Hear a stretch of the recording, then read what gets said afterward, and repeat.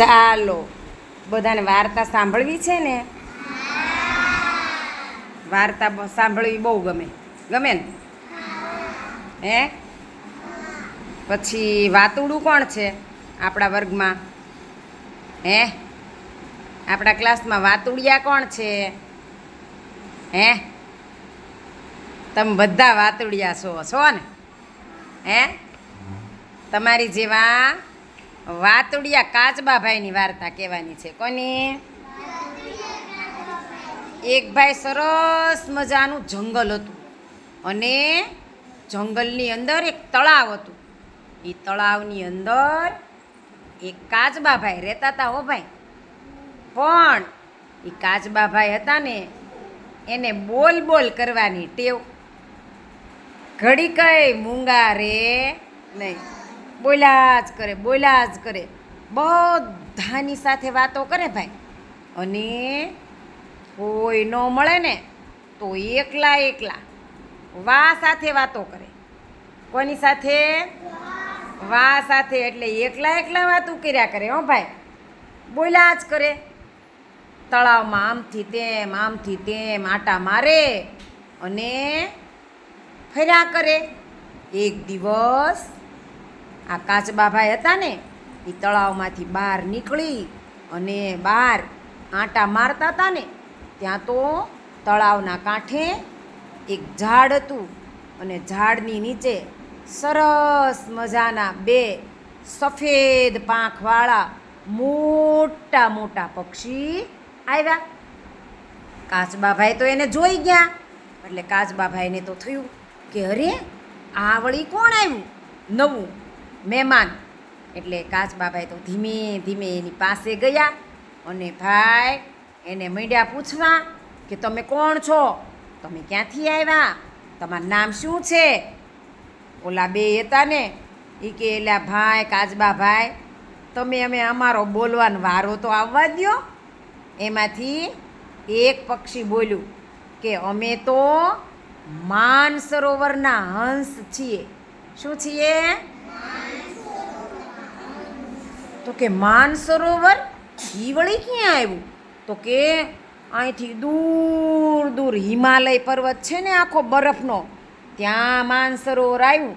અમે ત્યાં રહીએ છીએ, પણ અત્યારે શિયાળાની ઠંડીમાં અમને ત્યાં બહુ ઠંડી લાગે ને એટલે અમારે અહીંયા ક્યાંક રહેવું છે. અમે બધે જગ્યા ગોતીએ છીએ. તો કાચબાભાઈએ તો જેન્સીબેન કીધું કે તમે અહીંયા જ રહી જાઓ અને મારા ભાઈબંધ થઈ જાઓ. કારણ કે કાચબાભાઈને તો ભાઈબંધો બહુ ગમે. વાતો કરવાવાળા જોઈએ ને કે ન જોઈએ? એટલે હંસને પણ એમ થયું કે ચાલો આ કાચબાભાઈ અરે વાતો કરવાની મજા આવશે. પછી તો ભાઈ હંસ ત્યાં રોકાઈ ગયા. આખો દિવસ તળાવમાં તર્યા કરે અને કાચબાભાઈ આ હંસની સાથે અલગ મલકની વાતો કર્યા કરે. એમ કરતાં ધીમે ઉનાળો ભાઈ આવ્યો. તળાવના પાણી ધીમે ગરમ થવા માંડ્યા. એટલે પેલા હંસ હતા ને એ બંને કે હવે આપણે આપણા દેશમાં એટલે કે આપણે માનસરોવર જવું જોઈએ. તો કાચબાભાઈ સાંભળી ગયા. કાચબાભાઈ કે અરે તમે બે શું વાતો કરો છો? તો કે હવે તો અમારે અમારા દેશમાં માનસરોવર જવું છે. હવે અહીંયા અમારે રહેવું નથી. કાચબાભાઈને તો થયું કે અરે ભાઈ, તમે વયા જશો તો મને ગમશે નહીં. એટલે કાચબાભાઈ કે વળી રોકાઈ જાઓ ને તમે અહીંયા. તો કે અમે અહીંયા રોકાઈ શકીએ નહીં. તમે જેમ અહીંયા તળાવની અંદર જીવજંતુ ને માછલી ને આવું બધું ખાવ ને એવું અમે ખાઈએ નહીં. હંસ તો શું ખાય ખબર છે ભાઈ? સાચા મોતીનો ચારો ચરે. શેનો? સાચા મોતીનો. અને એ તો ભાઈ દૂર જે હિમાલય પર્વત છે ને ત્યાં માનસરોવરની અંદર સાચા મોતી પાકે. એટલે ભાઈ હંસો તો જવા માટે તૈયાર થઈ ગયા. એટલે કે વાતો કરવા માંડ્યા. પણ કાચબાભાઈ છે એણે તો એની સાથે જવાની જેન્સીબેન હઠ લીધી કે ગમે તે કરો તમે અમને લઈ જાઓ ને લઈ જાઓ. એટલે હંસ કે કાચબાભાઈ અમે તો ઉડીને જઈએ, તમને ઉડતા આવડે છે? કાચબાભાઈ ઉડી શકે? ન ઉડી શકે. તો કાચબો કે તમે ગમે તે ઉપાય કરો, આપણે ભાઈબંધ નથી વળી, હે?